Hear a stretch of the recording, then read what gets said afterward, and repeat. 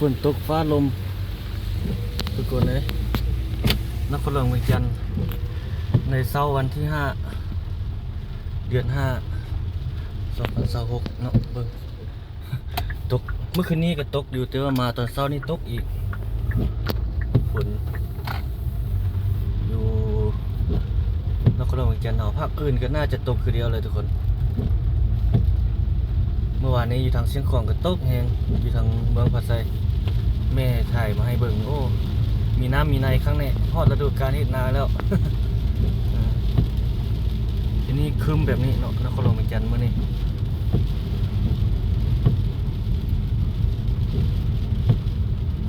ฝนตกฟ้าลมนี่เนาะโอ้เมื่อคืนนี้ไปเอาไปกินเบียร์น้ำจืดนั่นยังอันนั้นกินน้ำจืดหมูกับผู้สาวเรา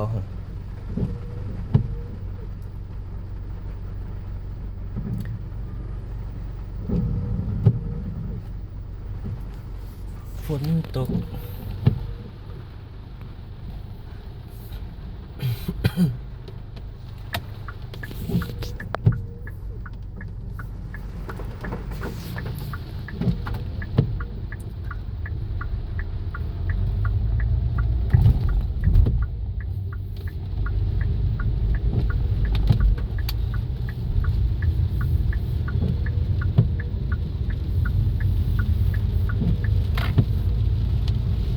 พายุฝนนะนี่ลายฟ้าจนครึ้มนั่นเลยเพื่อไหลเงือบเงือบฮอดฤดูกาลของเพิ่นละเนาะ เดือน6เป็นเดือน6ลาวเฮาเป็นเดือน5โลกเดือน5สากลเป็นเดือน6ลาวเฮาละต้นเดือน6ลาว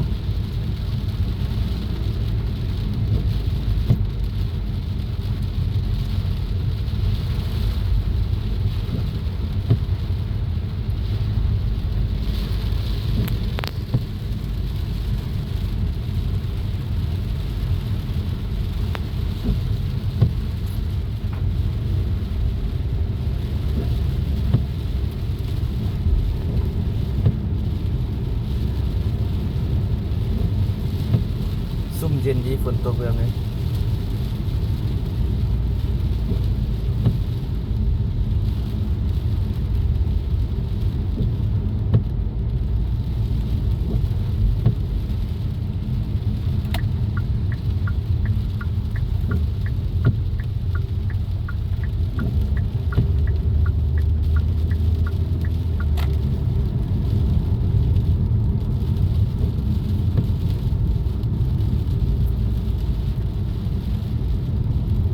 ถ่ายให้ทุกท่านได้เบิ่งบรรยากาศสดๆทุกคน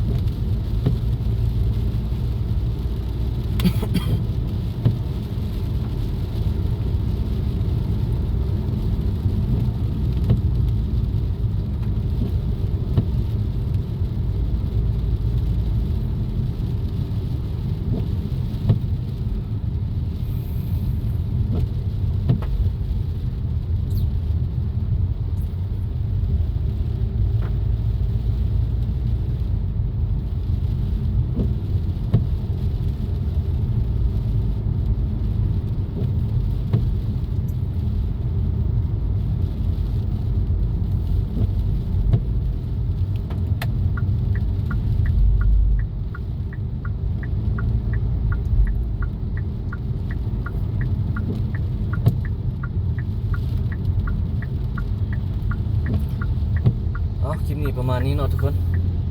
ขอบใจทุกท่านที่เข้ารับชมทุกคนเก็บบรรยากาศยามเช้าอยู่ที่นครหลวงเวียงจันทร์ให้ทุกท่านได้เบิ่งได้ชมในมื้อฝนตกเนาะวันที่5 เดือน 5 2026พบกันใหม่ทุกคนสบายดี